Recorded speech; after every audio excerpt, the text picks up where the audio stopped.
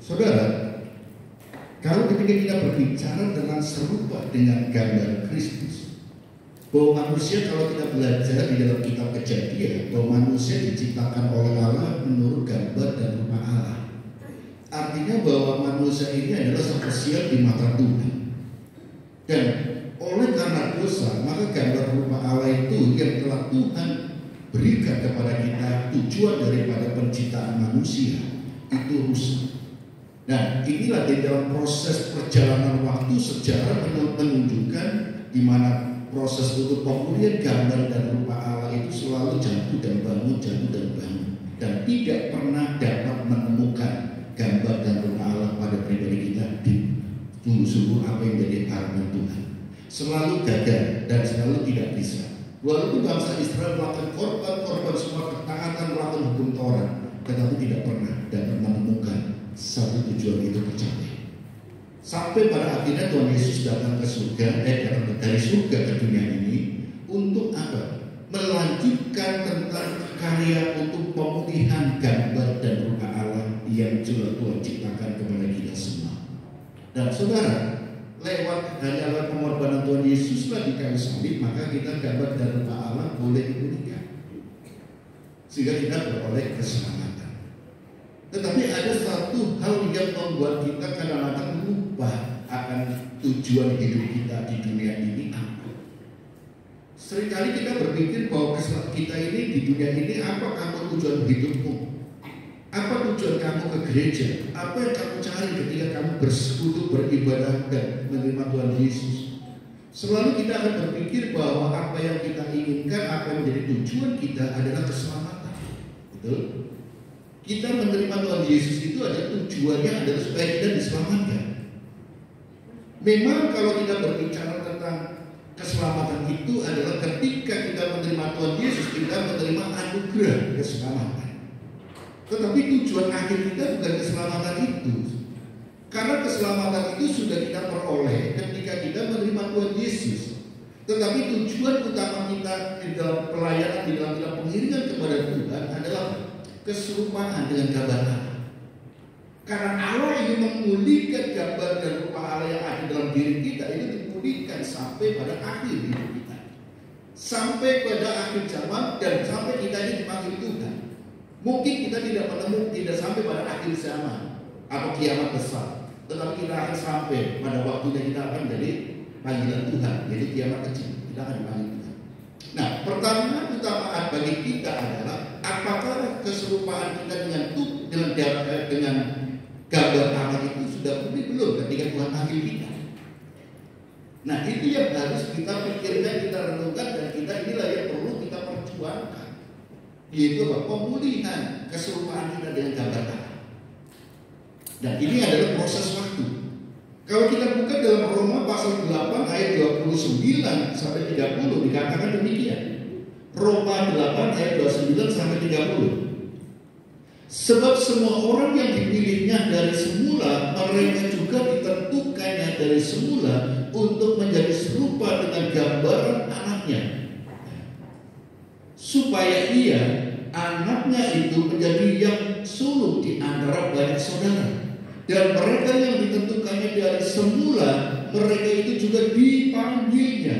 Dan mereka yang dipanggilnya, mereka itu juga dibenarkannya. Dan mereka yang dibenarkannya, mereka itu juga dimuliakannya. Saudara yang dikasihi Tuhan Yesus Kristus,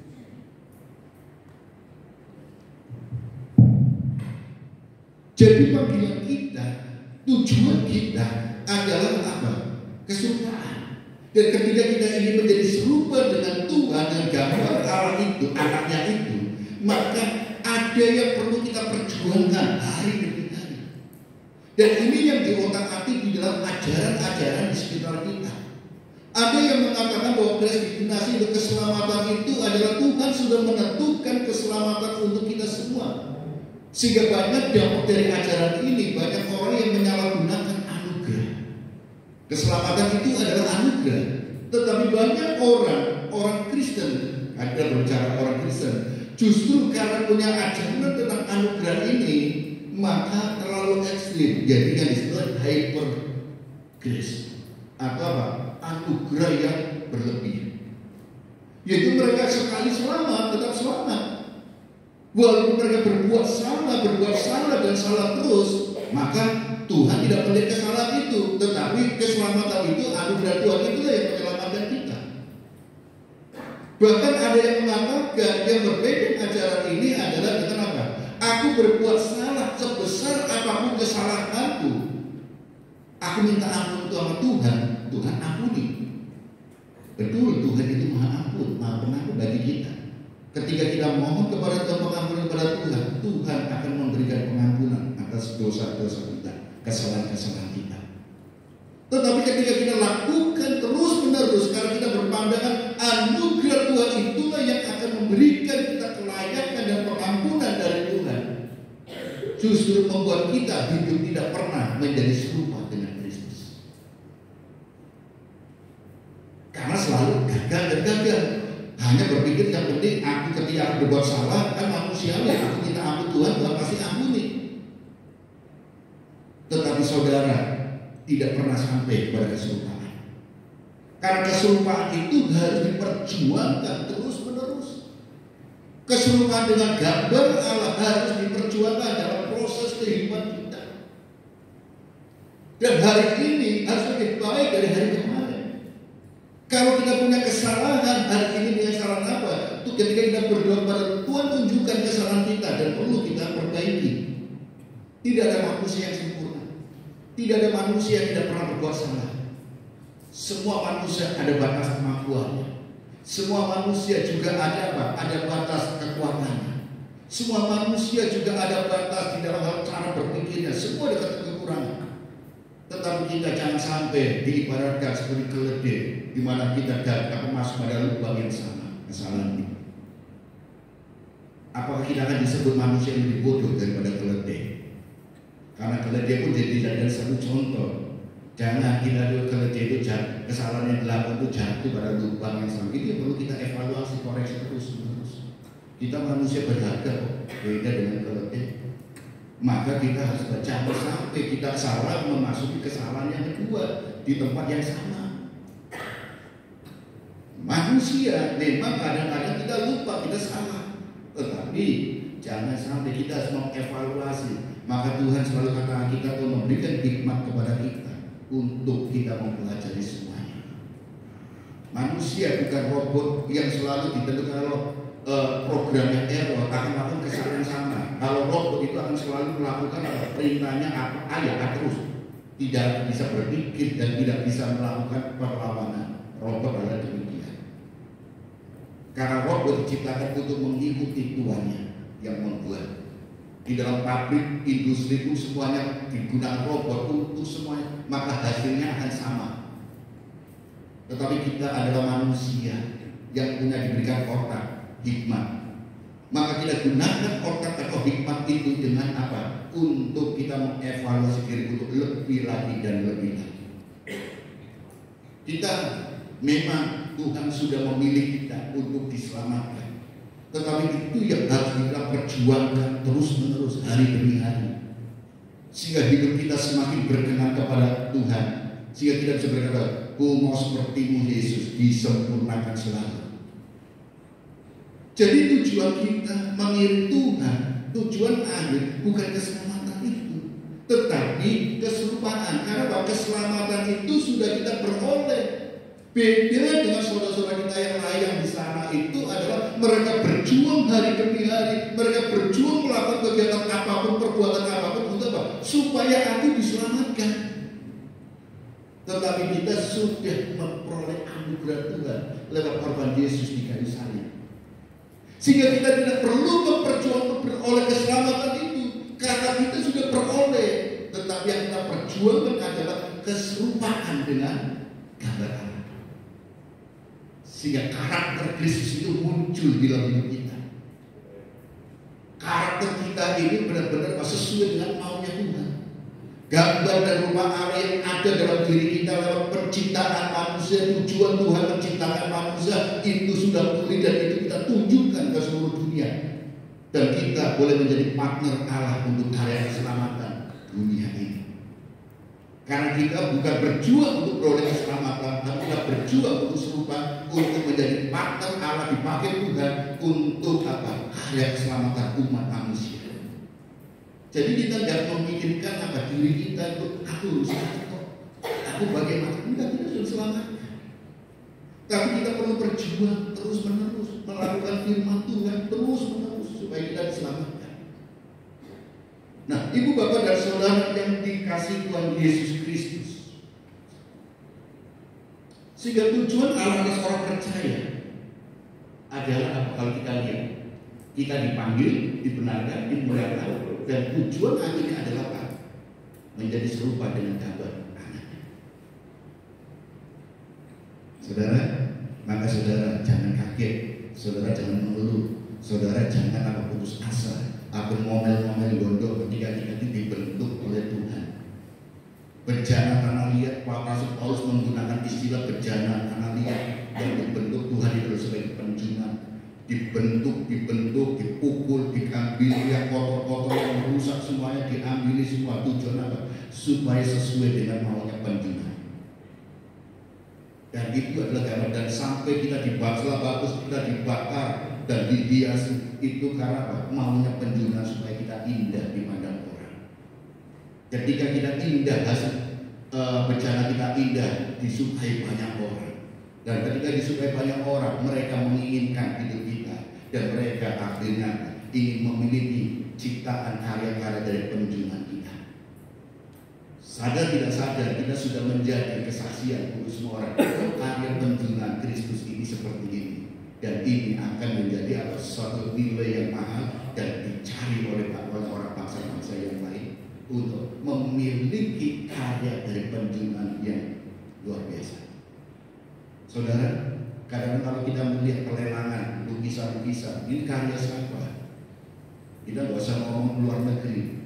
Karya dari Afandi yang kalau saya jujur aja kadang melihat karya lukis Afandi, modelnya koyo apa, gitu. Saya nggak mengerti gambarnya. Ini mau gambar apa? Kadang-kadang saya bilang anak SD aja bisa gini. Tetapi bagi orang yang ahli seni bisa melihat keindahan karya ini dari mana. Karena Afandi itu pelukis yang menggunakan apa? Abstrak, saudara. Jadi kita lihat, tapi bagi mereka ya karya seni bagus. Tapi bagi saya nggak karya seni. Tetapi ada ini kayak bilang buat.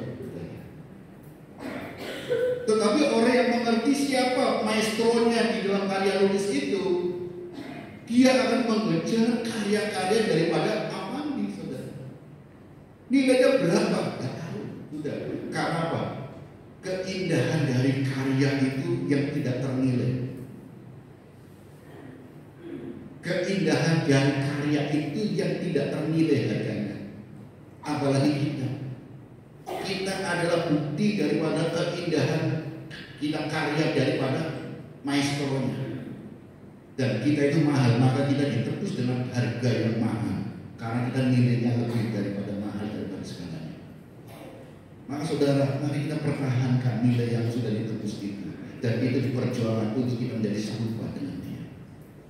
Keserupaan itu perlu diperjuangkan. Kita berjuang bukan untuk keselamatan, tapi kita berjuang untuk mengerjakan keselamatan. Sehingga firman Tuhan katakan, keselamatan itu bukan tujuan akhir dari perjuangan orang percaya. Keserupaan dengan Kristus dan gambarnya itu yang menjadi tujuan kita. Di dalam Filipi pasal 2 ayat 12 katakan, hai saudara-saudaraku yang terkasih, kamu senantiasa taat, karena itu kerjakanlah keselamatan dengan takut dan gentar, bukan saja seperti waktu aku masih hadir, tetapi terlebih pula sekarang waktu aku tidak hadir. Itulah keserupaan dengan Kristus. Kita ini bekerja, kita berjuang, kita diproses untuk keserupaan. Karena kita sudah beroleh keselamatan, maka ini yang harus kita pertahankan, kita perjuangkan sampai kepada kesempurnaan. Kita nggak bisa sama kualitas dengan Bapa di surga, tapi keserupaan kita ini adalah imitasio Dei, atau gambar kita adalah imitasinya Dia. Kita ini adalah gambar dan serupa dengan Allah, imago Dei. Kalau kita menggunakan bahasa Latin adalah imago Dei. Jadi kita adalah satu gambar serupa dengan Allah. Kita tidak sama, tetapi kita serupa. Dan ini yang kita perjuangkan terus-menerus. Ibu bapak mengalami setiap pergumulan setiap hari. Bersyukur karena Tuhan sedang memuji, membentuk saudara. Saudara sedang berjuang untuk menjadi seorang yang pribadi yang sabar, tidak pemarah. Itu saudara akan diperhadapkan dengan orang-orang yang mungkin menjengkelkan. Beberapa hari yang lalu saya berjumpa, saya besuk para jemaat, saya besuk, kemudian ngobrol bagaimana kadang-kadang masalah anak adalah anak dan suami istri, dan suami istri adalah masalah dengan mertua. Ada. Saya kenapa? Kami bersyukur dulu. Enggak, aku bisa, aku nikah, aku nggak bareng sama mertua. Loh, kan paketnya kan bebas gitu atau biasa satu kan? Gitu. Kamu mau anaknya, ya mau orang tuanya. Saya baik. Terus apa lagi? Wes gini, ya itu salib. Ya itu lah salibmu, tapi di balik salib ada berkat Tuhan di situ. Saya nggak melihat untuk apa hari ini, saya nggak ngomong apa membela anak-anak untuk menantu apa, tapi saya juga menegur untuk orang tua. Jangan kalau apa juga memahami, memposisikan. Kalau ibu bapak sayang pada anak-anak, ojo terlalu kita ini ikut campur urusan rumah tangga mereka. Jangan ikut campur. Biarkan mereka membentuk rumah tangga. Sehingga saya cerita kepada jemaat ini, aku dulu menikah, ibarat kalau kita beli ke Matahari bayi hanya dapat berapa bonusnya. Saya menikah dapat bayi itu saudara. Rumah masih kontrak, jadi saya hidup menikah langsung dapat apa, orang tua mertua itu bareng sama saya, suami istri. Ketika saya melihat daripada hari ini ya itu sudah menjadi tanggung jawab anak untuk ngopeni orang tua. Dan kan bersyukurlah diberi kesempatan jika orang tua ikut kita, maka Tuhan memberikan kesempatan kita untuk apa? Belajar berbakti kepada orang tua. Ketika kita berbakti kepada orang tua, firman Tuhan akan hormatilah ibu bapakmu, maka berkat Tuhan akan turun ke atas keluarga. Percaya, tetapi satu syarat saya katakan kepada istri saya pada waktu itu katanya, orang tua, mami, papi boleh ikut kita, tapi satu syarat yang kamu harus kerjakan. Pertama, saya katakan, kamu jangan suka cerita-cerita masalah kita dengan orang mami, papimu. Katakannya. Ya apa? Iya, lihat mami, papi melo, pokoknya mami, papi pasti bela kamu. Aku dimusuhi satu rumah. Pasti kan subjektif kan, nanti kan bela anaknya, dan anaknya cerita pasti apa dengan versinya sendiri, tidak akan objektif, subjektif kan, pasti cerita dengan pembelaannya sendiri. Ini kadang juga mengenai apa namanya satu itu. Jadi kamu rumah tangga kita, rumah tangga papi mami, ada rumah tangga papi mami. Yang penting kita tinggal satu atap, kita punya rumah tangga, tidak akan terjadi apa, rumah tangga tidak akan semulus amat. Kadang-kadang gesekan masih terjadi. Dan kadang-kadang pertama kali saya menikah itu gesekan sama istri saya, khususnya mulai dari tidur aja sudah pulang tidur bojok ini ya kan. Ternyata kalau tidur bisa aja kita tahu nggak ini contoh, istriku tidurnya anteng. Bisa aja tidurnya ada istri atau suami kita itu tidurnya apa? Seperti main sepak bola keliling saudara, ya kan gitu kan. Nah, jadi main keliling, jadi tempat tidur itu dikelilingi saudara, dan tidak begini sampai jam berputar 360 derajat berputar sudutnya, terus akhirnya apa? Mutar saudara kita ini. Dan pertama kita menikah juga melihat saya kaget juga, loh kok ini bangun tidur kok tengah malam lilir, nah loh kok sebelah kok ada cewek sopo ini. Kan kaget saudara. Dan mulai pembentukan itu rumah tangga tidak akan seindah apa yang kita bayangkan saudara. Tetapi satu hal, jangan ceritakan semua ke orang tua. Kalau mau cerita yang baik-baik, yang indah-indah. Kita punya masalah, selesaikan kita sendiri. Selama orang tua mengikut kita, yang itu adalah tanggung jawab kita. Baik itu untuk kesehatannya, untuk makannya, semuanya tanggung jawab kita. Jangan kita berpikir ada urunan untuk ini, nggak usah. Selama ada yang di dalam hidup kita, di keluarga kita, itu tanggung jawab kita. Kalau punya keluarga, adik, koko yang lain, anak-anak yang lain, terserah mau ngasih yang ngasih, yang tidak terserah. Kalau kita memikirkan urunan segala macam, anak-anak harus ngasih, akhirnya kita ketika mungkin nggak punya uang dipaksakan, akhirnya nanti terjadi kita marah dan tidak akan menjadi berkat. Memang dari sudut pandang dari salib, tetapi di dalam salib ada berkat Tuhan. Yang kedua saya katakan, kamu nggak boleh ngomongin kejelekan aku. Memang aku jelek, tapi aku ganteng, gitu dan artinya kalau kamu ngomong jeleknya saya, kekurangan saya, sadar tidak sadar, kamu itu adalah penunjukan kamu itu bodoh. Loh kok bodoh? Terus nanti bojomu elek, bojomu banyak kekurangan, loh kamu kok mau milih? Berarti dia lebih bodoh dari elek daripada aku kan? Jadi kata-kata gitu, ya wis oke, kita sepakat, deal, jalan rumah tangga. Dan puji Tuhan, saya berumah tangga, dari rumah saya kontrak, pindah-pindah kontraktor, dan dari sini pindah ke sini, akhirnya Tuhan berkati sebuah rumah. Dan saya percaya ketika saya 3 orang tua ikut saya bersyukur, walaupun mertua, saya minimal sudah punya pendoa 2-3 orang itu apa? Istri saya dan orang tua papi mami ada itu saya. Pasti dia mendoakan anak mantunya. Dan saya di rumah sudah punya 3 pendoa, istri, papi, mami, mertua. Itu 3 pendoa saya sudah. Sehingga ketika mami dipanggil, papi dipanggil Tuhan 2014 kalau nggak salah, hilang 1 pendoa. Ketika 2 hari kemarin mami dipanggil Tuhan, saya berpikir, aku kehilangan 1 langganan ojek saya, saudara. Jadi kalau hari Senin dia ibadah di Muria itu tukang kemana-mana tukang ojeknya saya itu langganannya. Saya antar dan saya jemput, saya. Dan ketika dipanggil Tuhan, maka pelanggan saya ojeknya itu hilang 1 pelanggan tetap. Kedua saya juga kehilangan pendoa. Ibu Bapak, mungkin kita Tuhan dari sisi Tuhan, kalau kita melihat kekuatan kita itu salib, tetapi itu berkat Tuhan yang Tuhan berikan kepada kita. Bagaimana respon kita menerima salib itu? Kalau kita merespon dengan sukacita, percayalah berkat Tuhan. Jadi ibu bapak dan saudara semuanya yang sudah sepuh mungkin tinggal dengan anak-anak, ayo belajar, jangan ikut campur urusan anak. Yang anak-anak, ayo belajar, ini rumah tanggamu, kamu sudah dewasa, sudah menikah, sudah punya anak, urusan rumah tanggamu. Kamu punya ini, orang tua dengan itu, urusan ini kesempatan yang langka, engkau bisa mengurus orang tua, bisa berbakti kepada orang tua. Jangan mengeluh, jangan. Masalah nanti bagaimana, bla itu urusan nanti. Yang penting kita jalani, Tuhan turut bekerja dalam segala peristiwa.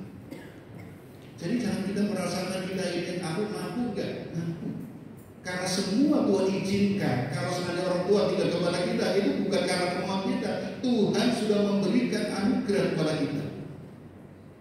Jadi ibu bapak, mari kita belajar bahwa inilah anugerah Tuhan.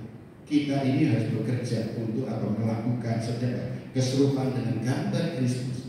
Maka Tuhan akan menyempurnakan terus-menerus dinamis proses. Orang-orang sekitar kita mungkin kita anggap ini kok cerewet. Tuhan sedang membentuk kita melawan orang-orang yang cerewet. Kok ini kok jengkel no? Tuhan sedang membentuk kita lewat pribadi-pribadi yang jengkel. Mama, papa, lihat anaknya. Kok anakku kok begini, susah diatur. Gak usah bingung. Jangan diatur anak-anak, tapi dinasehati. Anak udah gede jangan diatur-atur lagi, tetapi dinasehati. Gak bisa dinasehati, didoakan. Jangan sampai mikirin anak, ibu bapak, orang tua jadi stres, stroke saudara, rugi. Bawa dalam doa saja. Kita bisa ngatur anak sudah gede, sudah biarkan aja. Tidak doakan, kasih nasihat-nasihat. Setelah kita kasih nasihat-nasihat, belum ini doakan. Minta perlindungan apapun itu anak. Tidak ada bekas anak, tidak ada bekas orang tua atau mantan anak, mantan orang tua. mantan istri ada, mantan suami ada, tapi mantan anak, mantan orang tua tidak ada. Ini yang harus kita lihat. Doakan, doakan, doakan. Apapun anak kita nakal, bandel, itu pun juga karena kalau kita mau jujur introspeksi, itu juga adil kita juga. Jadi kita mendidik anak itu apa? Kita jangan lihat ini baik-baiknya aja. Justru Tuhan percayakan kita seorang anak, 2 orang anak itu untuk kita didik, untuk belajar, dan kita belajar. Kita memang terbatas dengan Tuhan. Ditambah kalau kita memang ada orang tua bersama dengan kita, itu suatu anugerah. Kita, Tuhan ingin memberikan kita kesempatan untuk berbagi. Belum tentu orang tua kita itu mau dengan anak yang baik. Pasti mau dengan kita. Dia melindungi kita dari anugerah Tuhan. Nah, saudara yang kasih Tuhan Yesus Kristus, maka keselamatan itu bukan tujuan akhir dari perjuangan orang percaya, tetapi keserupan dengan apa? Gambaran anak di dalam kesetiaannya, ketaatannya, melakukan perintah Tuhan di dalam hal-hal yang membentuk buah rohnya itu senantiasa. Itu yang kita perjuangkan terus menerus, karena keselamatan itu sudah Tuhan anugerahkan kepada kita, tinggal kita berjuang untuk menjadi serupa.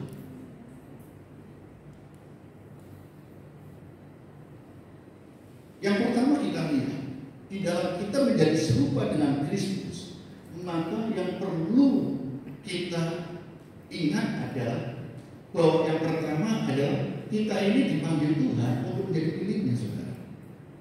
Keselamatan itu adalah bukan ditentukan dari semula sehingga membuat dipergelis ajaran-ajaran yang kita berjuang mati-matian, kita beroleh keselamatan sehingga kita berbuat seenaknya sendiri tanpa kita menghargai karya Tuhan di kayu salib. Hidup kita selalu jatuh dan bangun seperti bangsa Israel. Maka kita perlu menyadari bahwa dipanggil Tuhan, kita ini dipanggil Tuhan untuk menjadi milik. Banyak yang dipilih, tetapi sedikit yang kita dipanggil Tuhan. Banyak kita dipanggil Tuhan, tapi yang dipilih Tuhan. Tuhan memberikan, maka Tuhan memanggil kita. Kalau kita melihat tentang apa? Istilah gereja dalam bahasa Yunani itu adalah eklesia. Eklesia kalau kita ambil kosakatanya adalah ekkaleo. Dan kaleo artinya adalah itu keluar, kaleo dipanggil. Jadi gereja itu adalah eklesia, artinya dipanggil untuk keluar. Dipanggil keluar dari mana? Dari cara hidupmu yang lama, kamu menjadi milik dunia, kamu menjadi milik mungkin iblis, milik pribadi-pribadi yang mana, kamu menjadi milik dunia ini, kuasa-kuasa kegelapan. Tapi kamu dipanggil keluar untuk masuk dalam persekutuan Kristus, menjadi milik Tuhan. Itulah gereja, istilah gereja. Ekkaleo, eklesia, ekkaleo. Dipanggil keluar dari cara hidupmu yang lama, cara-caramu yang lama, penyembahan, keyakinanmu, semuanya cara-cara yang lama kamu tinggalkan, dipanggil untuk keluar dari kegelapan. Sehingga kita menjadi masuk dalam keluarga Allah. Kita dipanggil untuk keluar. Untuk apa? Menjadi milik Tuhan.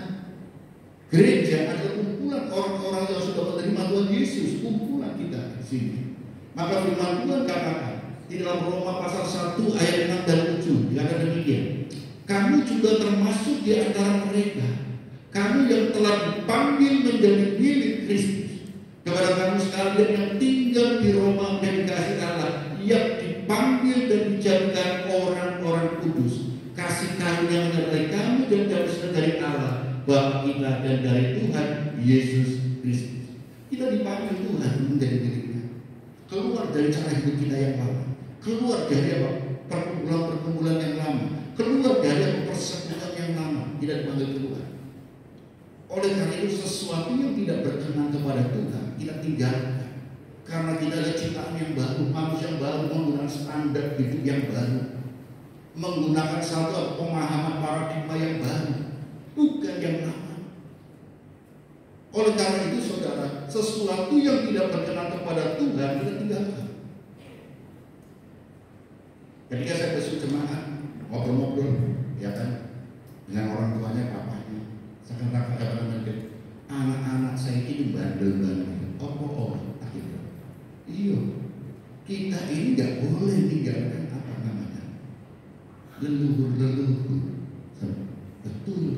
Betul, kita nggak boleh melupakan mereka karena mereka yang berjasa, mereka punya keyakinan yang lain.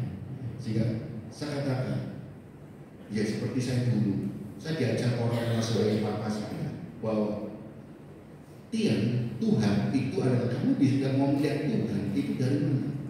Tiang itu nggak jauh. Tuhan itu adalah apa? Orang tuamu yang ada di dunia ini.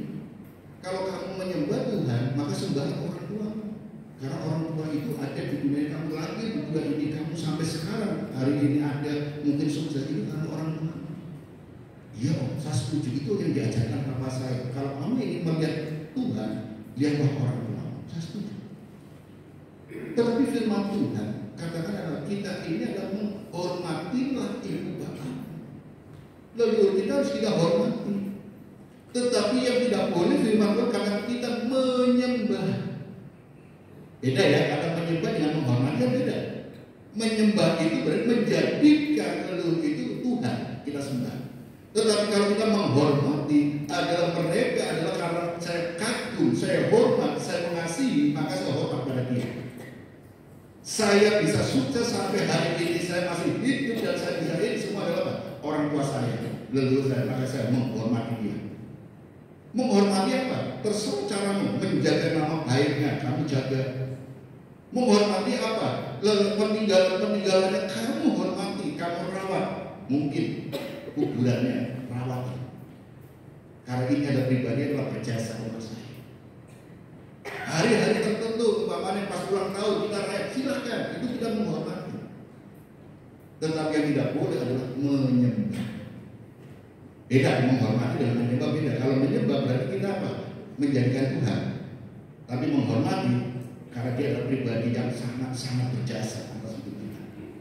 Kita patut menjadi orang percaya, hormatilah mereka. Ibu bapakmu, emak, engkau dan segala macam, hormati aja. Kenal, mungkin kita ada prasasti makamnya, rawatan makamnya, silakan.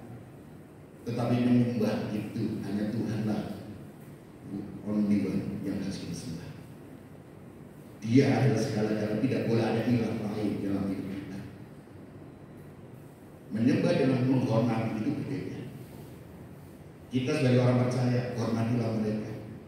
Menghormati dengan menjaga nama baiknya, menjaga meneruskan perjuangannya, menjaga peninggalannya, kita jaga untuk kita menghormati mereka. Beliau telah berjasa atas hidup kita.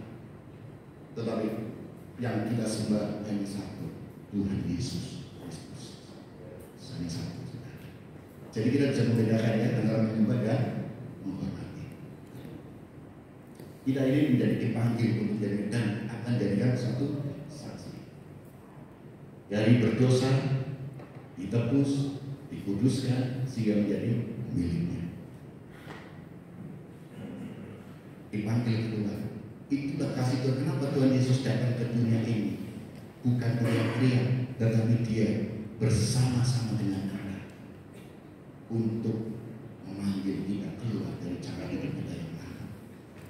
Tidak perlu dipanggil-panggil, tapi Tuhan bersama-sama di tengah-tengah kita semua. Yang kedua, dibenarkan untuk diperdamaikan dengan Allah. Saudara, kalau kita melihat ayatnya, Roma 5 ayat 1 kata, sebab itu kita yang dibenarkan karena ini, kita hidup dalam damai sejahtera dengan Allah oleh karena Tuhan kita Yesus Kristus. Manusia tidak bisa membenarkan dirinya. Kalau manusia membenarkan dirinya, maka itu adalah subjektivitas. Manusia selalu mencari pembenaran. Apa yang kita kerjakan selalu kita cerita untuk dibenarkan oleh orang lain. Kita merasa benar, belum tentu benar menurut orang lain. Karena kebenaran manusia adalah kebenaran yang relatif. Bagi saya benar, tapi bagi orang lain belum tentu benar. Itulah kebenaran yang ada di sekitar kita, adalah kebenaran relatif. Hukumnya tidak sama. Manusia benar itu kalau apa? Standarnya apa? Kalau kita standarnya filosofis, maka filosofis itu bagi orang yang percaya filosofi ini, meyakini filosofi benar, maka itu benar. Tapi bagi orang yang tidak berpegang pada filosofi ini, maka itu salah. Dan filosofi atau filsafat itu akan tergeser dalam perjalanan waktu, tidak akan permanen. Karena filosofis itu adalah karya manusia, pada waktunya akan surut dan itu tidak akan dipakai. Oleh karena itu akan diuji terus. Yang ibu bapak yang anak-anak yang kuliah atau ibu bapak yang kuliah tentu ada yang disebut mengerjakan tugas akhir, baik itu skripsi, tesis ataupun disertasi. Untuk S1 itu adalah menguji teori-teori. Untuk S2 adalah tentu apa? Setelah kita melihat teori-teori ini kita uji, nah baru kita menerapkannya teori-teori itu di dalam suatu konteks. Itulah tesis. Maka biasanya tesis itu akan digunakan dengan cara penelitian lapangan, kuantitatif, gitu, diteliti lapangan. Teori yang saya sudah pelajari ini, apakah itu sesuai dengan ini, masih relevan atau tidak, kita tes di lapangan. Ternyata teori yang saya yakini benar di lapangan ternyata keliru. Atau kalau nggak keliru dalam konteks ini benar, cocok, tapi dalam konteks tertentu tidak cocok. S3 atau untuk mengerjakan disertasi, maka dari hasil penelitian inilah akan membentuk satu, mungkin melahirkan satu teori baru. Itulah disertasi. Dengan teori baru ini akan mengalahkan teori yang lama-lama ini, akan terhapus ini karena muncul teori yang baru. Nah ini akan berjuang karena apa? Perubahan dunia akan terus menerus, perubahan budaya, perubahan semuanya berubah, maka teori itu akan berubah. Tetapi kalau tidak menggunakan standar firman Tuhan yang kekal dan tidak pernah berubah, relevan sepanjang masa, maka kebenaran yang kita lakukan itu tidak akan pernah lekang oleh waktu, tidak akan sirna oleh apapun perjalanan hidup manusia. Ini akan menjadi standar hidup kita. Oleh karena itu, jadikan standar hidup kita sesuai dengan firman Tuhan yang tidak pernah lekang oleh waktu, yang tidak pernah surut oleh zaman, tapi terus menerus akan ada satu kebenaran, dan ini yang akan membenarkan kita. Kalau kita membenarkan lewat filosofis atau filsafat, maka itu pada zaman itu benar, dan sekarang berbeda. Dulu ada teori mata apa bulan yang mengitari bumi ini, yang mengitari apa? Matahari atau bumi itu ada porosnya, matahari dan bulan akan keliling bumi. Kemudian berubah lagi. Nggak usah jauh-jauh lah teori. Dulu ketika sebelum pandemi kita diajar banyak teori filosofi, teori psikologi mengatakan anak-anak kecil tidak boleh pegang gadget. Berapa usia anak pegang gadget? 12 tahun, ada katakan demikian. Baru boleh pegangin gadget. Tetapi ketika pandemi, anak-anak itu belajar di mana? Di rumah. Rebutan sama mamanya, papanya. Apalagi kalau handphonenya di rumah cuma satu, mamanya ini, papanya mau kerja, handphone mau dibawa, kalau dibawa papanya kerja, anaknya belajarnya bagaimana? Nggak ada tempat belajar. Nah, akhirnya lah teori itu akhirnya tidak berlaku lagi. Teori itu anak-anak bukan 12, tetapi mulai anak TK aja itu sudah belajar lewat ini kok, lewat gadget kok ini kan. Nah mulai ini teori berubah lagi. Karena apa? Dipengaruhi oleh lingkungan. Nah ini Bapak dan Saudara kasih Tuhan Yesus. Kita dibenarkan karena apa? Kita dibenarkan dengan Allah sehingga kita menjalani dalam proses perjalanan waktu untuk menjadi serupa dengan Kristus. Kita akan disebut dengan apa? Diperdamaikan dan tidak ada damai sejahtera. Di dalam Kristus ada damai sejahtera, penghiburan dan kekuatan Allah nyata. Saudara, di dalam menjalani pergumulan itu tidak gampang. Di dalam kita menjalani hidup itu selalu ada penderitaan. Di dalam menjalani kehidupan itu selalu ada kerikil-kerikil.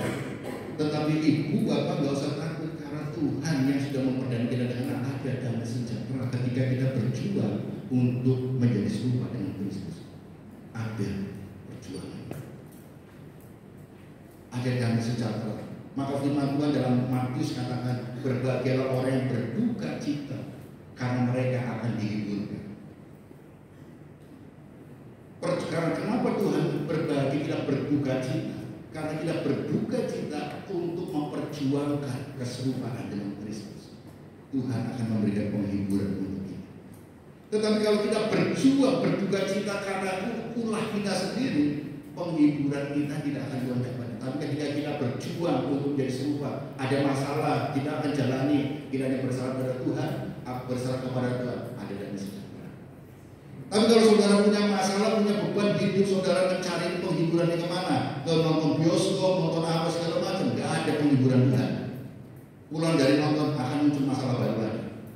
Tapi kalau kita melakukan duka cita itu karena apa? Karena kita melakukan tugas kita, kewajiban kita untuk menjadi serupa dengan Kristus, maka Tuhan akan memberikan penghiburan untuk kita.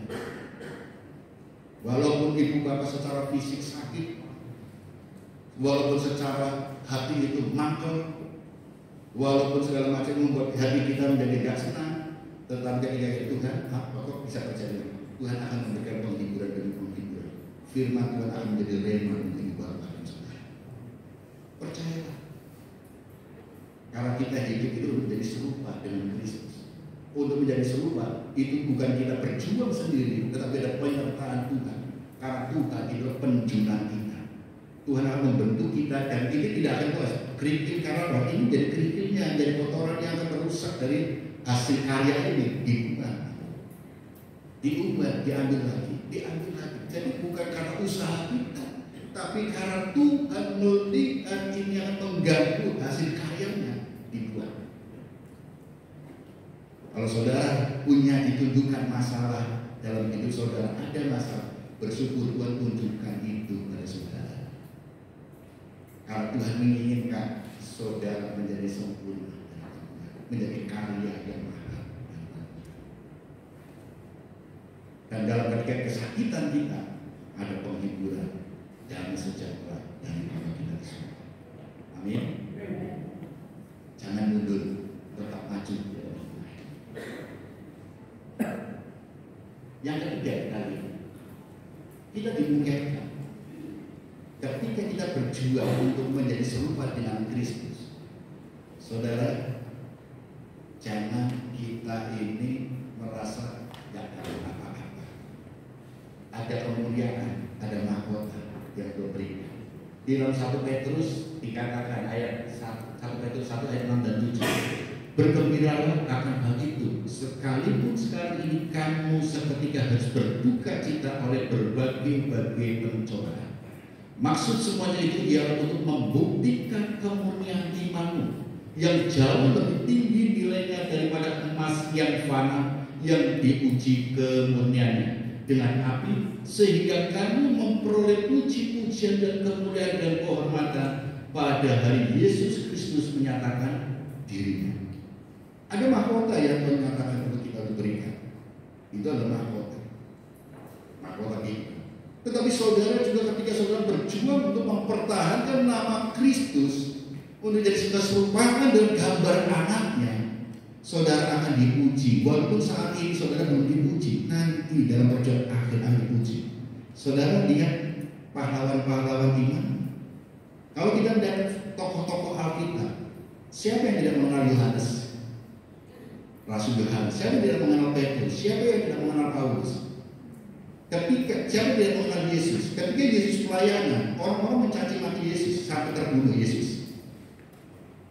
Tetapi kita lihat setelah Yesus mati dan bangkit, maka membuktikan nama Yesus harus dikenal, dipuja-puji. Rasul-rasul juga demikian. Ketika dia melayani, nama itu dicaci maki rasul-rasul. Orang tersebut dicaci maki semuanya. Tapi ketika dia sudah dipanggil Tuhan, perjalanan waktu namanya harus muncul. Saudara, penginjil kita kalau kita lihat mau mention penginjil di misionaris. Ketika dia melayani sebagai misionaris, baik itu di Tanah Batak, Papua, dan di daerah-daerah di Jawa segala macam, dulu banyak dimusuhi orang. Mungkin namanya tidak bagus dan penderitaan demi penderitaan dia peroleh, tetapi dia tidak menderita secara fisik, tetapi dia ada penghiburan, ada damai sejahtera dengan Tuhan. Dan akhirnya namanya indah. Bahkan di daerah-daerah tertentu dibuatkanlah monumen untuk mengenang karyanya beliau. No Manson di Tanah Batak, namanya diabadikan sebuah perguruan tinggi, ada monumennya, dan No Manson dipuja-puji karena apa? Perjuangannya. Dan di mana-mana diperjuangkan. Mahkota kehidupan Tuhan berikan untuk kita yang mempertahankan sampai pada akhir hidup kita. Kemuliaan itu ada. Dan nama kita di dunia ini akan dikenal sebagai pahlawan-pahlawan iman. Dipuji. Nah, ibu bapak dan saudara, kalau kami berjuang untuk mempertahankan menjadi serupa dengan Kristus. Mungkin saat ini kita belum memperoleh apa yang kita inginkan, pujian. Karena kita hidup ini bukan mencari puji-pujian. Kita di dunia ini bukan mencari kehormatan. Tapi kehormatan Tuhan akan nyatakan kepada kita. Pujian akan Tuhan berikan kepada kita. Kalau kita mencari apa? Tuhan. Tanpa kita meminta, orang akan memuji kita. Tanpa kita meminta, Tuhan akan gerak orang untuk menghormati kita. Tapi kita berjuang bukan mencari kehormatan, bukan mencari puji-pujian, tapi mencari perkenan Tuhan untuk menjadi serupa dengan Kristus. Kita lihat saudara, bagaimana untuk hidup kita. Saudara, kita lihat, perhatikan ini. Perkumpulan hidup tidak dirancang Tuhan untuk menghancurkan, tetapi melainkan untuk memurnikan iman dan keserupaan dengan gambar Yesus. Jadi saudara, perkumpulan itu tidak Tuhan memberikan perkumpulan kepada kita bukan untuk karena benci atau ingin menghancurkan reputasi kita, tapi Tuhan ingin memurnikan iman kita. Pergumulan ibu bapak yang hadapi bukan untuk menghancurkan saudara, karena Tuhan selalu bersama dengan kita, tapi untuk memurnikan iman kita. Bagaimana iman kita? Apa kita masih menyembah dewa-dewa yang lain, menyembah ilah-ilah yang lain? Mungkin kita tidak menyembah patung-patung, tetapi kita sadar tidak sadar kita sudah mengutamakan harta kita, uang kita ini segala. Memang kita butuh uang, saudara. Saya nggak katakan kita nggak butuh uang. Uang itu kita butuh sekali. Ketika kita sakit, pasti kita ke dokter butuh uang untuk membayar dan membeli obat. Ketika kita mungkin pengen makan, kita nggak langsung makan itu datang di depan kita, tapi kita untuk memproses dan kita beli beras, beli lauk-lauk, kita butuh uang. Uang itu kita perlukan, tapi jangan menggantikan uang itu dengan apa? Uang itu menggantikan orang Tuhan. Karena kalau Tuhan tidak menggerakkan orang, tidak menggerakkan berkat itu, tidak akan pernah turun. Apalagi yang punya bisnis ya kan, atau jasa yang bekerja, kalau Tuhan tidak menggerakkan customer, kalau Tuhan tidak menggerakkan konsumen, kalau Tuhan tidak menggerakkan klien, kalau Tuhan tidak menggerakkan mereka, saudara usaha apa gagal. Semua yang menggerakkan itu Tuhan. Maka kita cari perkenan. Saudara jangan kejar berkatnya. Saudara jangan kejar buahnya. Tapi saudara yang harus buat adalah pelihara atau pokoknya ini, batang ini, pohonnya ini harus saudara pelihara. Sumbernya ini ya saudara pelihara. Jangan selalu buahnya. Kalau buah aku punya uang, aku bisa beli buah. Tapi saudara tidak bisa membagi berkat itu kepada orang lain. Tapi kalau saudara punya pemelihara pohonnya, maka buah itu akan tumbuh pada waktu yang berbuah. Buah itu saudara nikmati dan akan dibagikan. Oh, di sini yang Cianjur, dia sampai punya pohon mangga. Karena saya udah rujaan. Wis gak ono sebentar. Terus kalau masalah, tapi ada masih digenteng-genteng. Angin ngambilnya, gampang nanti tak suruh orang sini ke sana untuk ngambil. Nah, pohon sini banyak apa namanya atlet-atlet panjat ini kok panjat pinang di sini juga naik pohon bisa. Dia bisa berbagi kepada tetangga-tetangga, buah mangganya itu dibagi. Tapi kalau kita beli, paling kita beli berapa? Paling secukupnya kita beli. Tapi kalau kita memelihara pohonnya, kita bisa ada buah, ada kepuasan, ya ada satu kepuasan. Kedua kita bisa berbagi kepada sesama kita, tetangga-tetangga kita, dan itu akan berbuah terus menerus, gitu. Nah, ini harus kita pelihara pokoknya, pokok anggurnya atau buah pohonnya ini yang kita pelihara.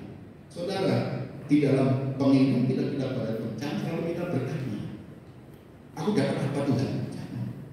Pelihara ini sumbernya ini loh, sumber berkatnya ini loh. Tuhan yang menggerakkan semuanya, ini yang kita pegang. Gitu. Maka akan diberkati, tidak akan mengalir terus. Kita bisa berbaik kepada sesama. Nah, saudara, pergumulan hidup tidak dirancang Tuhan untuk menghancurkan, melainkan untuk memurnikan iman, sehingga kita bisa mencapai keserupaan dengan gambar Kristus. Keserupaan dengan gambar Kristus. Nah, ini Bapak dan Saudara yang dikasih Tuhan Yesus Kristus, itu jadi perenungan kita bersama. Keserupaan dengan Kristus adalah tugas kita di dunia ini. Keselamatan tidak perlu kita kejar, kita perjuangan sampai akhir. Karena keselamatan sudah ada, sudah dianugerahkan kepada kita ketika kita menerima korban Yesus di kayu salib. Tetapi perjuangan kita menjadi serupa, segambar dengan Kristus dan melakukan perintah Tuhan, kerjakan keselamatan. Jadi yang perlu kita kejar adalah bukan selamat, tapi kerjakan keselamatan itu. Starting pointnya adalah kita sudah diselamatkan. Tapi apa yang menjadi beban kita, tugas tanggung jawab orang yang diselamatkan adalah keserupaan dengan Kristus. Ini yang harus kita kerja. Proses kehidupan, jatuh bangun, pembentukan bencana tanah liat dalam diri kita, penjinannya Tuhan, itu adalah perjuangan sampai akhir. Sehingga ketika Tuhan melihat ini, engkau menjadi serupa seperti Tuhan telah menciptakan manusia segambar dan serupa dengan Allah. Karena dosa rusak semuanya, dan lewat korban Yesus di kayu salib, gambar dan rupa Allah itu dipulihkan, sudah pulih, dan itu karya keselamatan Tuhan. Dan kita berjuang untuk mempertahankan ini supaya semakin serupa.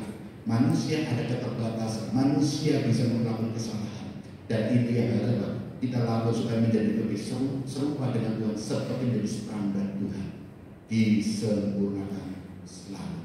Amin firman Tuhan. Mari kita akan berdoa, kita akan masuk dalam perjamuan kudus. Saya undang para pelayan Tuhan untuk masuk ke depan.